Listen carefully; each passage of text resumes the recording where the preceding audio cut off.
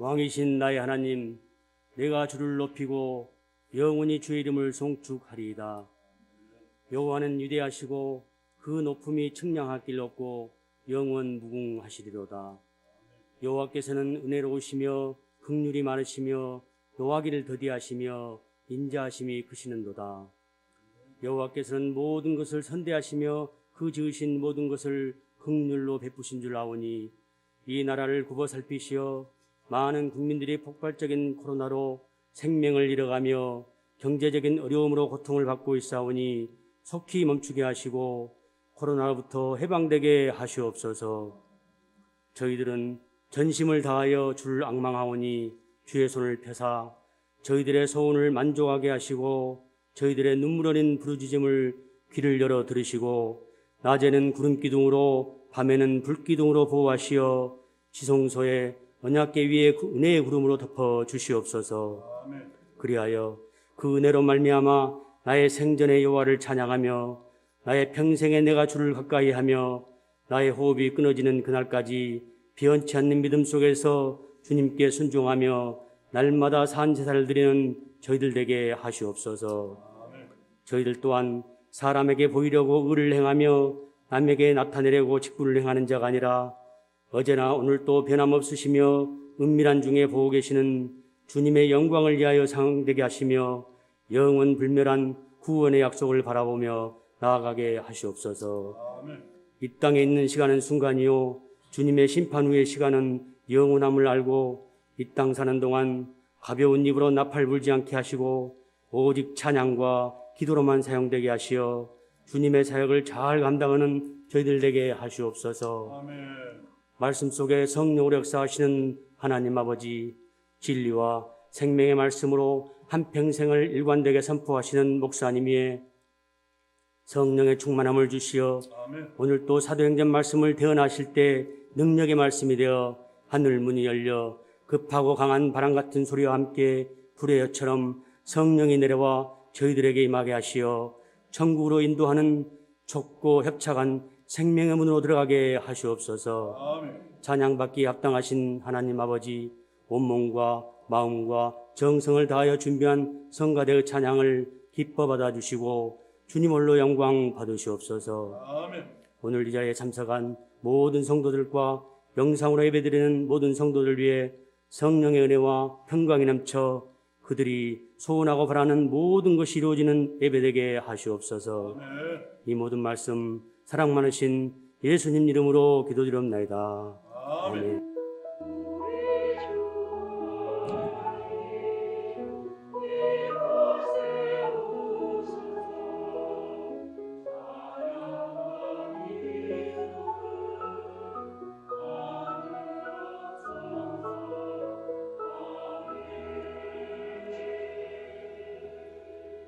성경 봉독입니다. 이에 이고니온에서 두 사도가 함께 유대인의 회당에 들어가 말하니 유대와 헬라의 허다한 무리가 믿더라. 그러나 순종하지 아니하는 유대인들이 이방인들의 마음을 선동하여 형제들에게 악감을 품게 하거늘 두 사도가 오래 있어 주를 힘입어 담대히 말하니 주께서 그들의 손으로 표적과 기사를 행하게 하여 주사 자기 은혜의 말씀을 증언하시니 그 시내의 무리가 나뉘어 유대인을 따르는 자도 있고 두 사도를 따르는 자도 있는지라.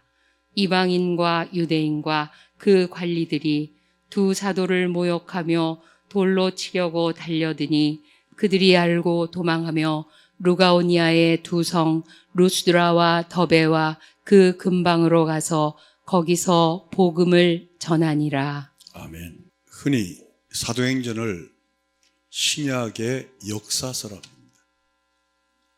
왜 사도행전을 신약의 역사서라 그러냐면 복음이 진행되는 과정에 어떤 일이 있었고 또 어떻게 복음이 저항을 받았고 또 그 저항을 어떻게 이겨났는가를 기록한 책이 사도행전입니다. 우리가 지금 공부하는 부분은 터키에서 시리아에서 이 근동에 복음이 어떻게 증거되고 어떤 저항을 받았는가를 지금 공부하는 중입니다. 오늘 설교 말씀은 지난주에 이어서 구별하여 불러내심이란 내용으로 말씀을 증거하는데, 바울 사도가 시리아를 떠나서 터키와 시리아 근동에서 복음을 본격적으로 증거할 때 이런 일이 일어났습니다. 한쪽은 그 복음을 받아들이는 쪽이 있고, 한쪽은 그 복음을 격렬하게 거부하는 쪽이 생겨나기 시작했습니다.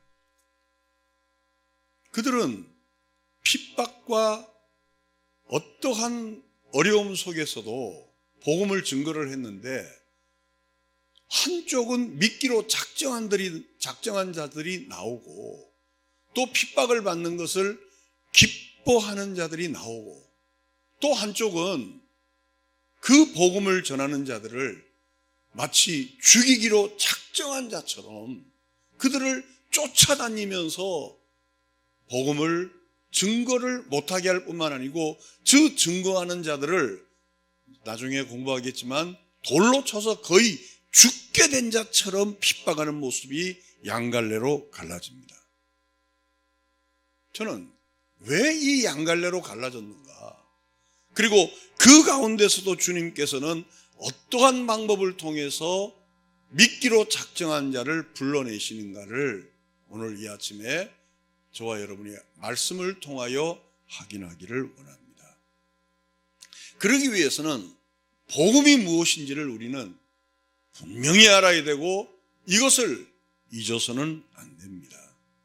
복음이라는 것은 십자가에 못 박혀 죽었다가 다시 살아나신 그분이 예수 그리스도이다, 이분을 믿으라는 거죠.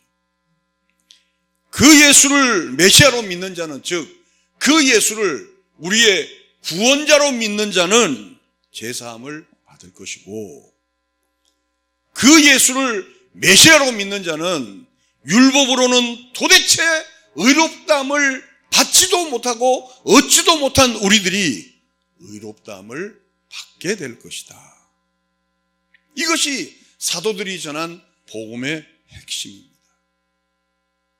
이 복음을 증거하자 유대인이나 이방인이나 차별이 없다는 것을 증거하자 반발이 일어났어요.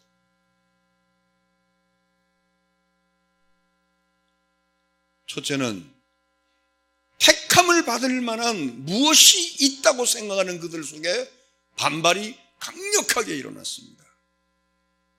자신들은 원래 자격이 있다는 거죠.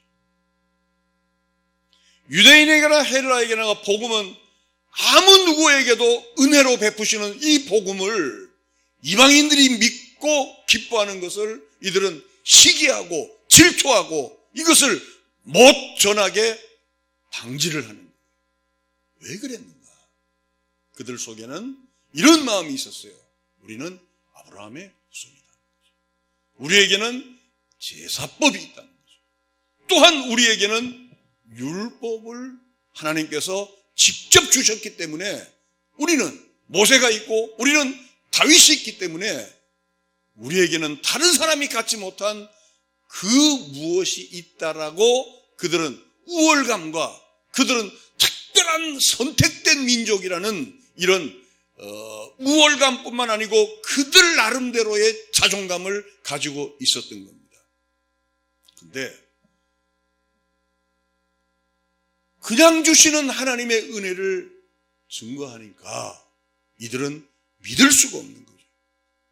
유대인들은 택할 만한 자격이 있다는 것을 믿었는데, 사도들이 증거하는 복음은 누구든지 그리스도를 믿는 자는 율법의 행함에 이르지 못한 우리 인간이라 할지라도 율법에서 자유함을 얻고, 복음을 믿는 자는 누구든지 구원을 받는다는 이 은혜의 복음이 그들의 귀에는 거슬린 거죠.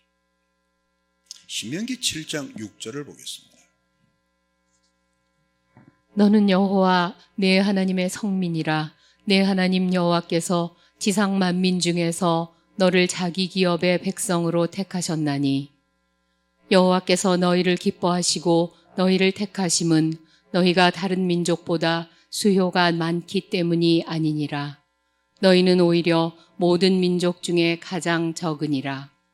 여호와께서 다만 너희를 사랑하심으로 말미암아 또는 너희의 조상들에게 하신 맹세를 지키려 하심으로 말미암아 자기의 권능의 손으로 너희를 인도하여 내시되 너희를 그 종되었던 집에서 애굽 왕 바로의 손에서 속량하셨나니.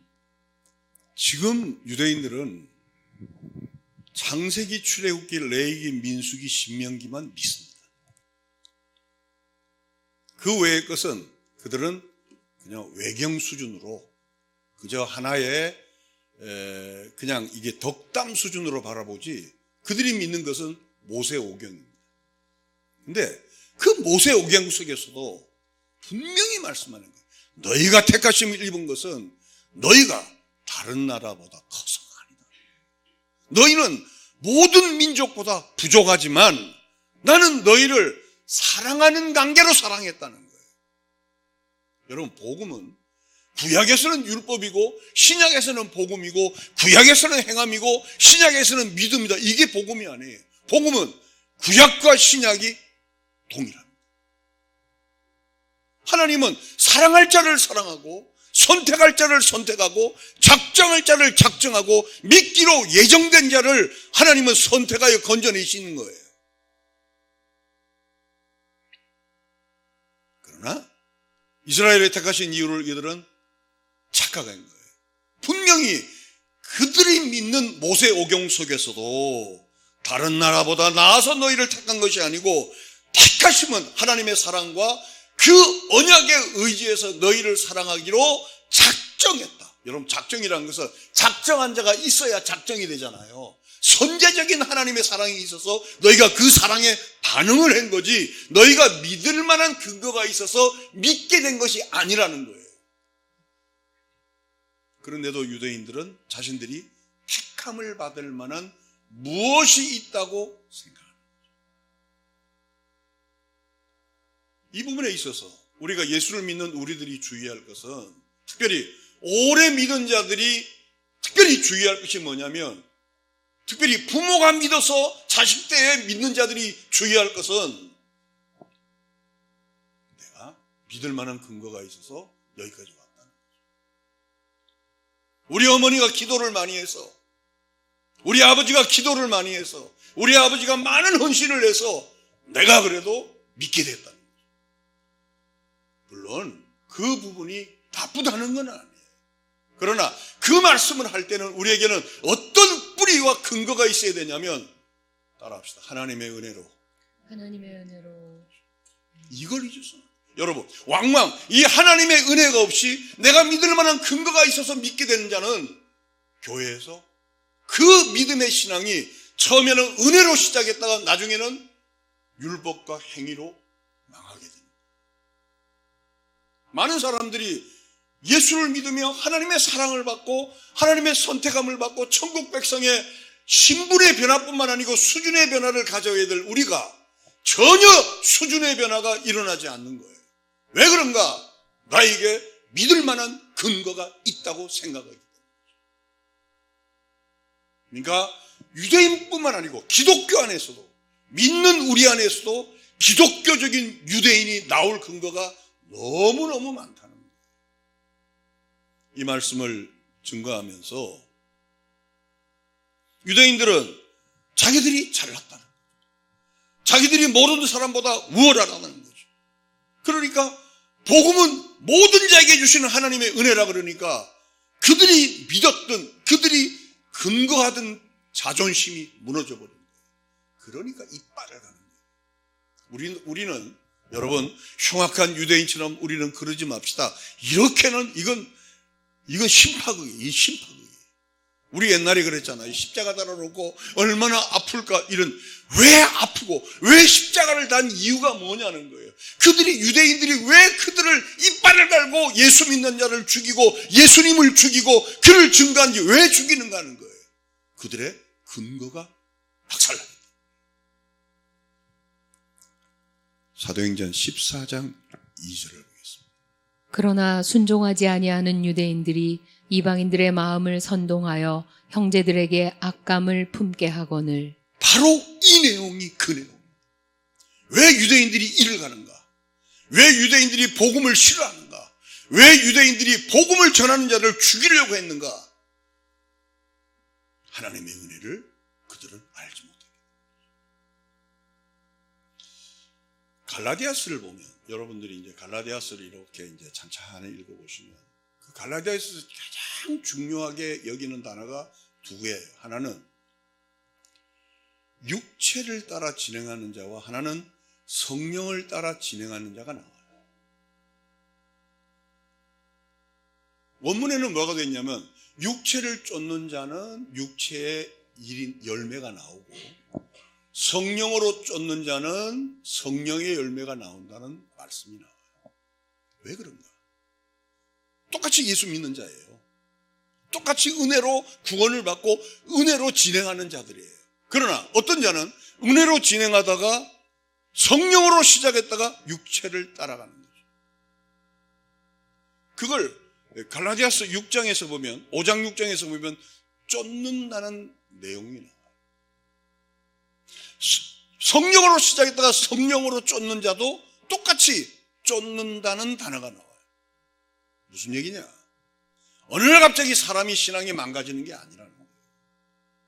사람의 신앙이 망가지는 것은 우리가 성령으로 시작했다가 나의 모든 행동이 나도 모르는 사이에 복음을 버리고, 여기서 말하는 육신이라는 것은 술 먹었냐? 담배 피냐? 이걸 이야기하는 것이 아니고 비복음적으로 흘러간다. 그러니까 비복음적으로 흘러간 거와 성령을 쫓는 걸 어떻게 하느냐? 그들의 열매를 보고 그들을 안다. 그들이 성령으로 시작했다가 성령으로 맺는 자는, 성령으로 쫓는 자는 사랑과 희락과 화평과 온유와 충성과 자비와 인내와 양성과 절제의 열매가 그들의 삶에 나타난다. 여러분, 우리가 성령의 9가지의 열매는 9가지잖아요. 복수가 아니에요. 단수예요. 왜 9가지인데 단수냐? 한 개인이 예수를 잘 믿을 때, 한 개인이 예수를 정말 성령을 쫓고 순수하게 예수를 따르면 그 사람의 인격에 9가지가 브라이트하게 다양하게 나오는 거예요. 어떤 데 보면 사랑도 있고, 어떤 데 보면 희락도 있고, 어떤 데 보면 온유도 있고, 어떤 데 보면 자비도 있고, 어떤 데 보면 인내도 있고, 어떤 데 보면 착함, 양선도 있고, 어떤 데 보면 절제도 있고. 예수를 잘 믿으면, 성령을 쫓아가게 되면, 율법에 이르지 않고 신앙의 길을 정말 쫓아가면 멋있는 사람이 된다. 멋쟁이가 된다. 그러니까 예수 믿고 멋쟁이 안 된 사람은 문제가 있어요. 예수 믿고 구질구질한 사람은 문제가 심각합니다. 예수 믿고 그 가정에서 어떤 팀에서 트러블 메이커가 되면 이거는 자기의 구원 문제를 심각하게 고민해야 돼요. 자, 육신을 쫓는 자는 처음에는 구원받고 은혜를 받고 성령으로 시작해서 육신으로 빠지게 되면 나오는 열매가 뭐냐면 미움, 시기, 질투, 더러움, 악함, 분냄, 혈기, 수근수근 당짓는 것이다. 이게 나기동 목사의 얘기가 아니고 갈라디아서 5장 6장에 나오는 내용입니다. 따라합시다. 그들의 열매로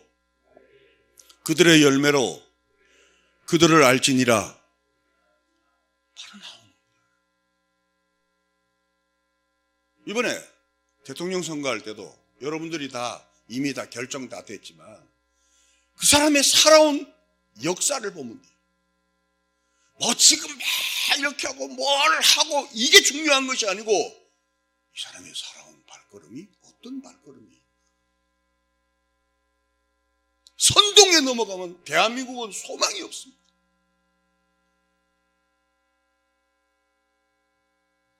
신앙도 마찬가지예요. 어느 날 갑자기 기도원 올라가서 며칠 금식 기도하고 막 두 손 들고 기도한다고 믿음이 좋아졌다. 저는 그렇게 보지 않습니다. 저 사람이 이제 믿음을 시작할 모양이구나. 그런데 어떤 자로 변화가 됐느냐. 여러분, 이것은 우리가 기독교인이면서도 유대적으로 흘러가는 걸 저는 막기 위해서 이 말씀을 드리는 거예요. 잘못하면 일생을 믿어놓고 유대교 기독교를 믿어버리는 거예요. 사랑하는 성령교회 성도 여러분, 나의 공로나 나의 행함이 아니라 오직 십자가의 은혜로 구원을 받았다면 수로보니게의 여인처럼 주여, 개들도 자기 상에서 떨어진 것을 먹지 않습니까? 나에게 은혜를 주옵소서라는 이 고백이 저와 여러분들에게 있게 되기를 주님의 이름으로 축원합니다. 근데 이렇게 하지 못하면 우리는 어떤 사람이 되는가? 이빨을 갈고 돌로 치고. 한번 볼까요? 사도행전 14장 5절입니다. 이방인과 유대인과 그 관리들이 두 사도를 모욕하며 돌로 치려고 달려드니. 돌로 친다는 것은 모세오경에 보면, 특별히 레위기에 보면 하나님에게 모독할 때 돌로 치는 거예요. 레위기 24장을 읽어보겠습니다. 여호와의 이름을 모독하면 그를 반드시 죽일지니 온 회중이 돌로 그를 칠 것이니라. 여호와, 계속 읽으세요. 거류민이든지 본토인이든지 여호와의 이름을 모독하면 그를 죽일지니라. 그러니까 돌로 친다는 것은 하나님의 이름을 모독할 때 돌로 치는 거예요. 그냥 돌로 치는 것이에요. 그러니까 자 보세요. 유대인의 입장에서는 복음을 증거하는 자들에게 하나님의 이름을 모독하는 것으로 생각하는 거예요. 교회도 항상 이 두 파로 나누어져요. 십자가를 지고 교회를 사랑하고 십자가를 지고 하나님을 섬기며 묵묵히 섬기는 자와 그렇지 않은 자와 교회도 나누어집니다.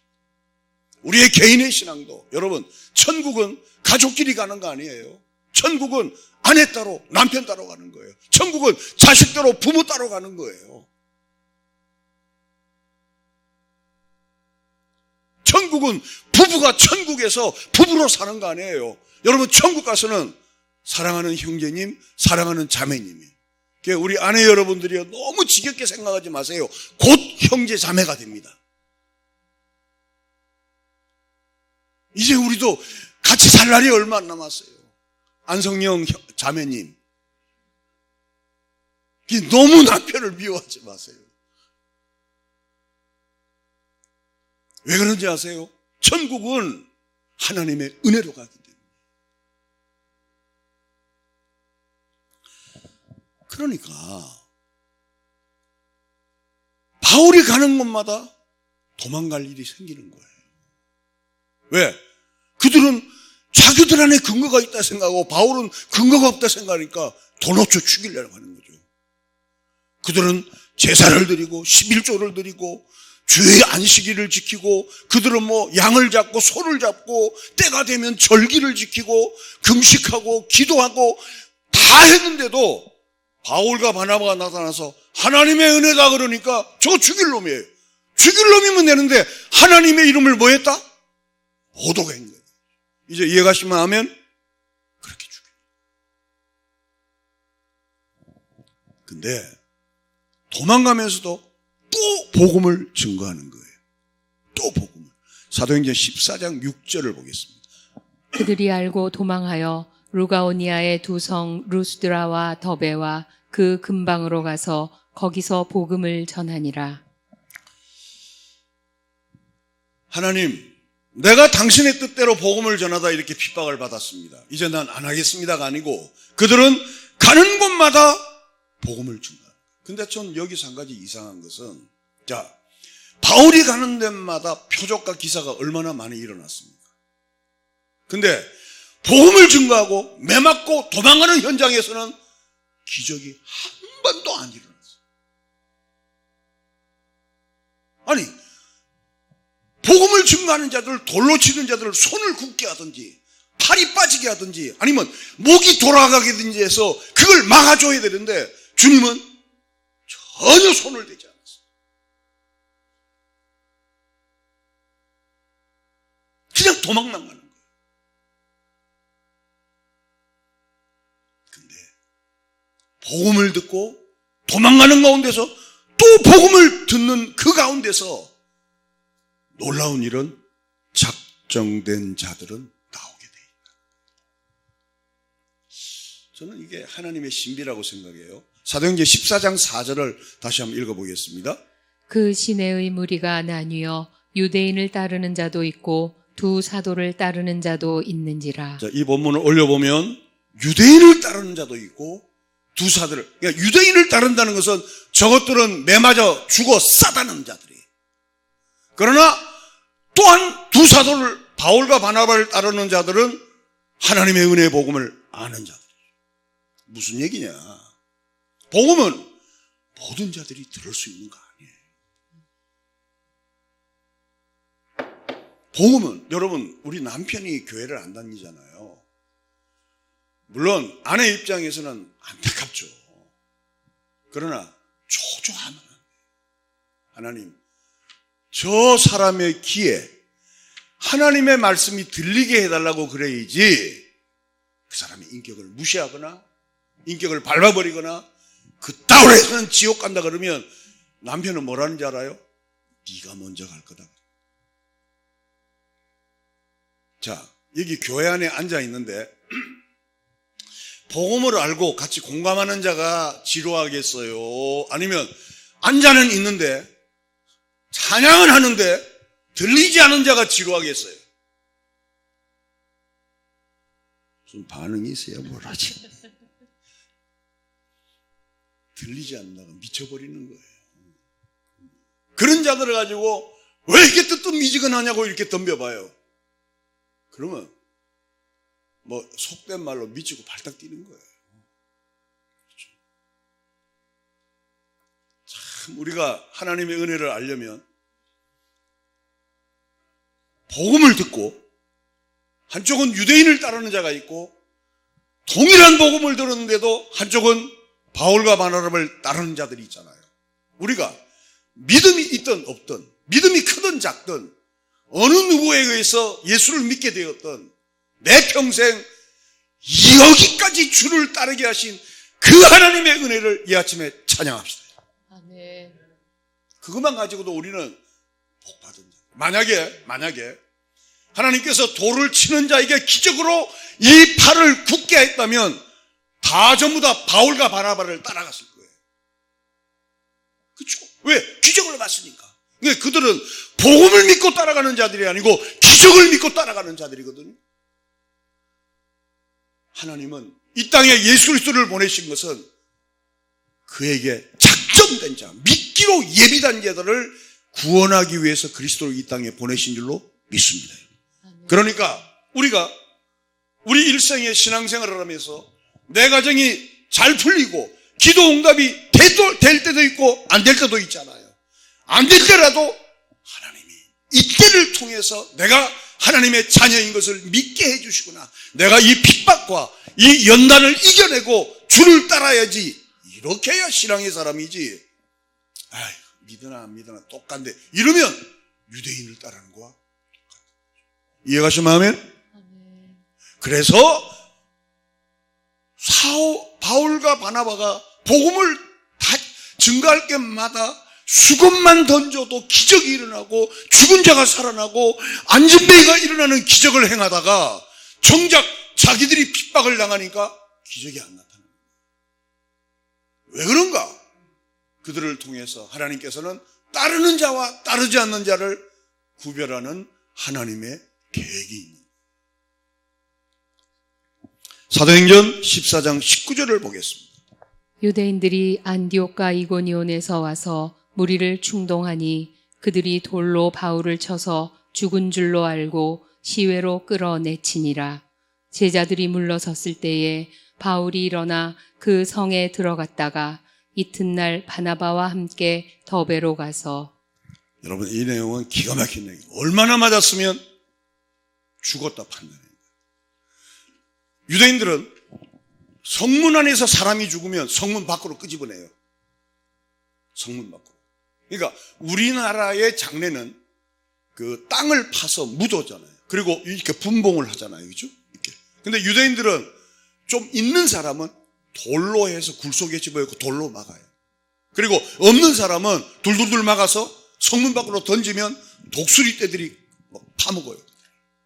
그러니까 바울이 얼마나 맞았는지는 잘 모르겠지만 죽은 것처럼 되었다는 거예요. 그러니까 성 밖으로 내보내는 거예요. 제자들이 와서 이게 죽었나 살았나 보는 거예요. 이게. 근데 다시 일어나서 내 이 더러운 동네 안 간다가 아니고 다시 일어나서 그 성으로 또 들어가 또 복음을 전해요. 할렐루야. 아멘. 우리는 신앙생활을 하다가 조그만한 일이 있으면 하나님이 나를 불러 이 고난을 통하여 십자가 앞에 더 가까이 나가게 하고 이 고난을 통하여 하나님을 진정으로 찬양하게 하고 이 연단을 통하여 하늘 가는 밝은 길을 내 영안을 열어 보게 하는 하나님의 계획인지도 모르고 유대인들처럼 행하는 거죠.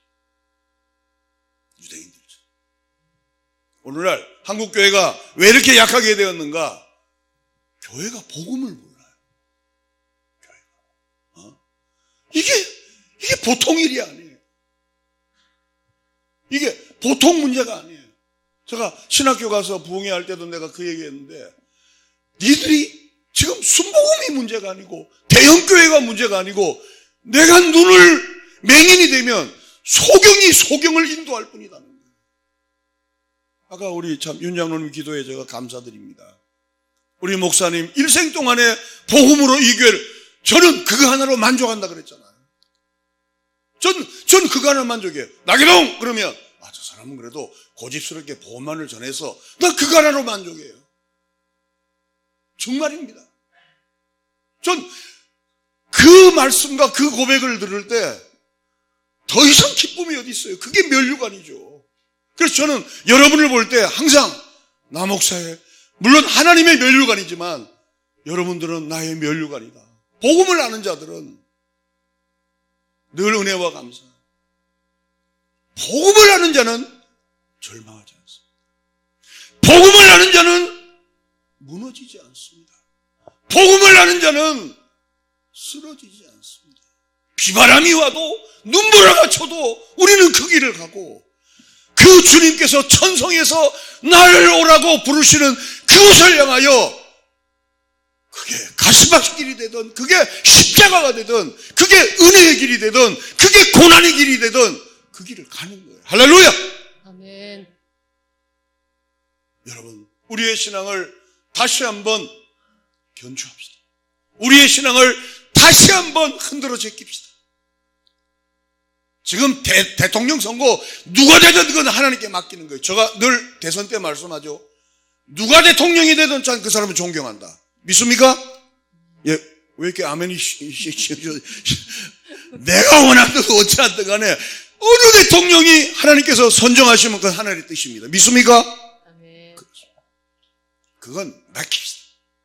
교회 안에서 정치 얘기하지 맙시다. 교회 안에서는 뭘 이야기하는가? 십자가를 내가지고 주를 따라가는 그 길만을 우리는 고민합시다. 내가 어떻게 해야 예수를 잘 믿고 내가 어떻게 해야 이 상황 속에서 주님 앞에 성령을 쫓는 자로서 성령의 열매가 나오는가? 왜 나에게 육체의 열매가 이렇게 많지? 왜 나에게 미움이 있고 시기가 있고 질투가 있고 더러움이 있고 악함이 있고 분냄이 있고 왜 혈기가 있는지 주여 내 입술을 내 마음을 내 영혼을 지져주어서 성령의 기름 부어주어서 나를 변화시켜 주시옵소서 하는 거예요. 근데 우리는 그런 기도가 없는 거예요. 어느 아파트 뭘 해야 돈이 더 많은가? 우리는 그 혈안이가 있는 거예요. 그러니까 한국 교회가 자꾸 병들어가는 거예요. 지금 교회는 위기입니다. 여러분 코로나를 통해서 위기가 아니에요. 강단에서 복음을 증거하는 교회들이 점점 줄어가고 있어요. 저는 요즘 시간이 많으니까 유튜브를 통해서 그 국민일보에 나오는 어디 교회마다 이제 유튜브 들어가서 이제 듣잖아요. 그냥 꺼버립니다. 그러나 정말 복음을 증거하는 목사님들이 요즘 젊은 목사님들 속에서 나오고 있어요. 저는 내가 어느 교회라면 글로 다 갈까봐 내가 밝히지는 못하는데 정말 괜찮은 목사님들이 요즘 40, 50대에서 나오고 있어요. 40. 제가 탁동규 목사님 그 메시지를 들으러 가요. 여러분 이거 그 교회에서 들으면 안 되는데 그래도 기왕 나왔으니까. 탁 목사님은 우리하고 똑같지 않냐? 민경규 목사님은 나오고 우리는 메시지가 똑같아요. 거기서 다른 걸 해달라는 거야. 그게 어떤 다른 거니까 옛날 원로 목사님처럼 그렇게 해달라는 거야. 복 받는 얘기 해달라는 거지. 가정의 평화. 목사는 여러분의 수호신이 아닙니다. 목사는 여러분의 가정에 어떤 복을 빌어주고 어떤 수호신이 아니에요. 목사는 하나님의 말씀을 대언하는 사자입니다. 아멘. 그래서 목사를 나계동 목사님 그도 맞지만 하나님의 사자라 그러는 거예요. 예. 왜? 사자라는 것은 대사라는 것은 원래 대통령의 뜻을 가지고 대사는 딴 말을 섞으면 돼요, 안 돼요? 안 되는 거예요. 대사는 대통령의 의도를 그대로 전달하는 거예요. 여기서 자기가 각색해서 이렇게 하면 더 멋있고 이렇게 하면 좀 다이내믹하고 이렇게 하면 좀 더 코믹하고 이렇게 하면 좀 드라마틱하겠다. 그거는 대사가 할 일이 아니죠. 목사도 마찬가지예요. 그래서 하나님의 사자라 그러는 거예요. 근데 오늘날 하나님의 사자가 아니고 우리가 하나님의 말씀을 일부분 가지고 믹싱을 하는 거예요. 아, 이렇게 하면 우리 성도들이 좋아하겠구나. 이렇게 하면 기뻐하겠구나. 어린이날이니까 어린이 설교해야지. 어버이날이니까 그 누가 마음대로 정하는 거예요. 얼마나 위험한 거예요.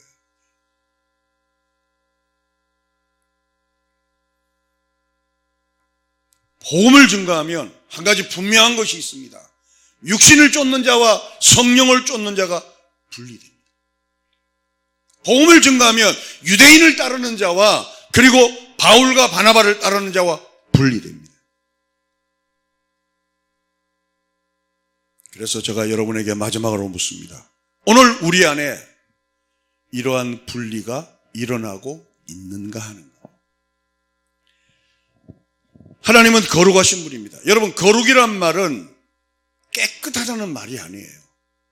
우리가 만약에 거룩을 깨끗하다고 논하면 우리는 다 지옥 가야 돼요.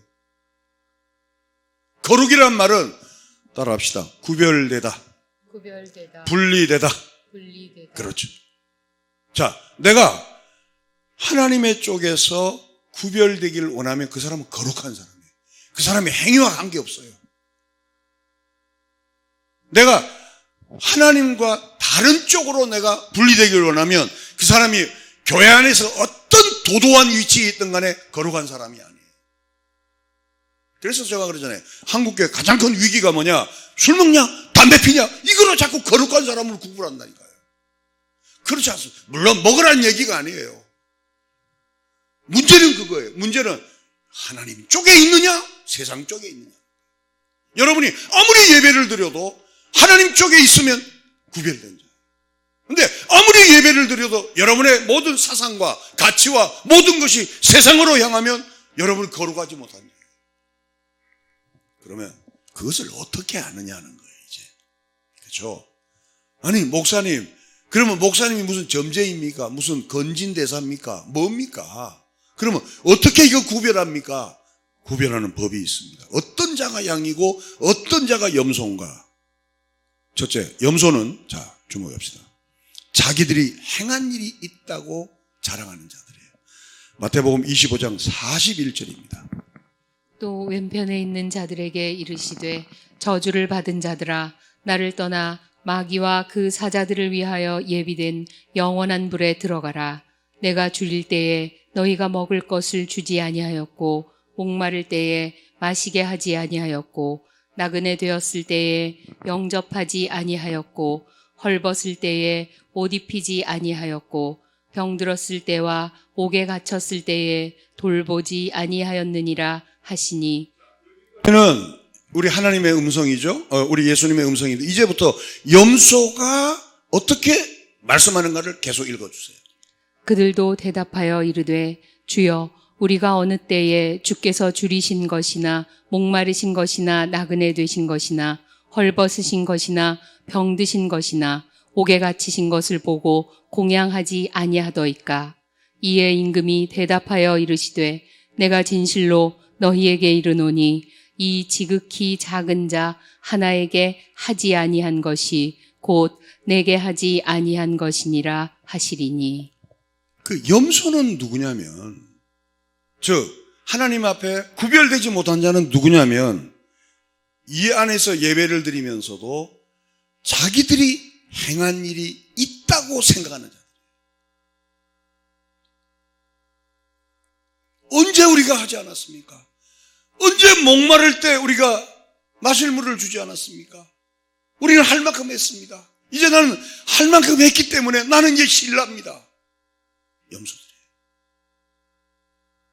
만약에 나계동 목사가 일생을 통해서 저는 설교자로서 목사로서 이 길을 걸어왔어요. 이제 70 다 끝나면 야 이제 나 자유다 이제 내가 할 만큼 해서 이 자유다 그러면 저도 염소예요. 내가 언제 나 한 거 없어요.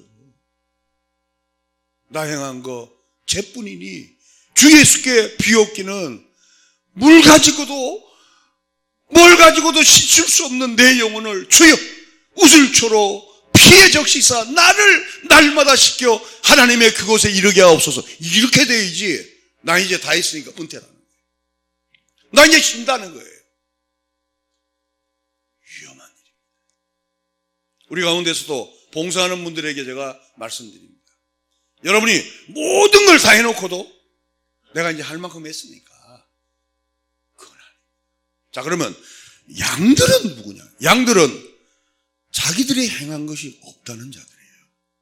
마태복음 25장 31절입니다. 인자가 자기 영광으로 모든 천사와 함께 올 때에 자기 영광의 보좌에 앉으리니 모든 민족을 그 앞에 모으고 각각 구분하기를 목자가 양과 염소를 구분하는 것 같이 하여 양은 그 오른편에 염소는 왼편에 두리라.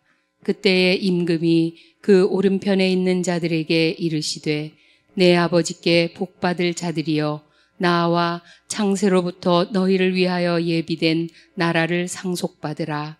내가 줄일 때에 너희가 먹을 것을 주었고 목마를 때에 마시게 하였고 나그네 되었을 때 영접하였고 헐벗었을 때에 옷을 입혔고 병들었을 때에 돌보았고 옥에 갇혔을 때에 와서 보았느니라. 그 이후의 말씀이 주여 나는 한 것이 없다.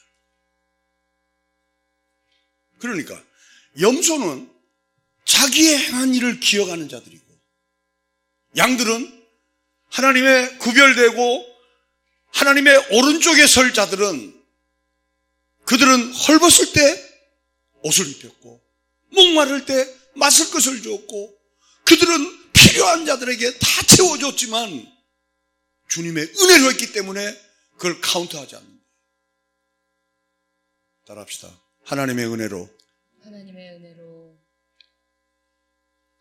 우리가 이 중에서 하나님은 어떤 자를 구별해 내시는가? 하나님의 은혜를 아는 자. 다시 말씀드리지만 제가 일생 동안에 목사의 이 길을 가더라도 난 이제 할 만큼 했어. 이제 난 내 길을 가겠어. 저는 염소 새끼. 염소. 우리는 죽기까지 주님 앞에 설 때까지 하나님의 은혜를 잊지 않는 하나님의 사람들이 되기를 주님의 이름으로 축원합니다. 그럼 그 근거가 뭐냐? 이것하고 말씀 정리하겠습니다. 누가복음 17장 10절입니다. 이와 같이 너희도 명령 받은 것을 다 행한 후에 이르기를 우리는 무익한 종이라 우리가 하여야 할 일을 한 것뿐이라 할지니라. 시간이 없어 10절 결론 부분만 말씀드렸는데요. 이 내용은 어느 하인이 밖에 가서 일을 다 한 거예요. 일을 다 하니까 집에 오니까 주인이 밥을 안 해놨어. 지가 밥을 다 한 거야. 그래가지고 주인한테 바치는 거야. 그때도 밥을 같이 못 먹어. 제가 각색한 거예요. 그리고 주인이 다 먹고 나서 밥을 먹는 거야. 아니, 주인이 내가 일할 때 밥 차리면 될 거 아니냐. 그리고 나도 배고파 죽겠는데 밥을 내가 차렸으니까 같이 밥 먹으면 될 거 아니냐. 충분히 그럴 수 있어요. 그러나 이 종의 고백을 보십시오. 내가 밖에 나가서 일을 한 것도 주인의 일을 한 것이고, 내가 들어와서 밥을 안 하고 밥을 한 것도 주인의 일을 한 것이고, 내가 주인이 먹을 때 주인이 다 먹고 나서 내가 밥을 먹더라도 그것도 주인의 일을 한 거라는 거예요. 죽도록 충성하고도 자기는 주인의 일을 했다는 거예요. 지금 우리나라의 가장 큰 문제가 세습이지 않습니까? 세습하는 사람의 특징이 뭐냐? 자기 일을 한 거예요. 이해하시면 아멘? 그러니까 아까워서 못 주는 거야. 왜? 자기 거니까. 이런 경우가 어디 있어요? 혹시 여러분들이 이사를 가더라도 세습하는 교회는 거들떠보지 마십시오. 왜? 그 안에는 어떤 외침이 있어도 자기 거예요. 우리는 무익한 종입니다. 여러분, 나이가 무슨 관계가 있어요? 내가 이 꽃과가 무슨 관계가 있어요? 지금부터 우리는 하나님, 내가 설교를 해도 주의 일입니다. 집사의 일을 해도 주의 일입니다. 권사의 일을 해도 주의 일입니다. 지금 우리 교회는 연세가 많으신 우리 저와 같이 이제까지 개척 이후에 온 우리 형제 자매 동지 여러분들은 점점 헌금 액수가 줄어들잖아요. 왜? 수입이 없으니까. 아무 상관없어요. 우리는 돈이 있건 없건 건강하든 안 하든 주의 일을 하는 거예요. 사랑하는 성도 여러분, 하나님께서 구별하여 불러내신 우리들, 남은 생에 이제 이 정도면 됐다가 아니고, 카운트하는 자가 아니고, 내가 이 정도 했으면 됐다는 이런 염소적인 발상이 아니라 죽기까지, 내 명이 닿을 때까지 주님 앞에 충성하라. 그리하여 왼쪽에서는 염소 같은 자들이 아니라 오른쪽에 있는 하나님의 양들이 되시길. 글로 가실 거죠? 충성합시다. 고마우신 아버지 하나님 감사합니다.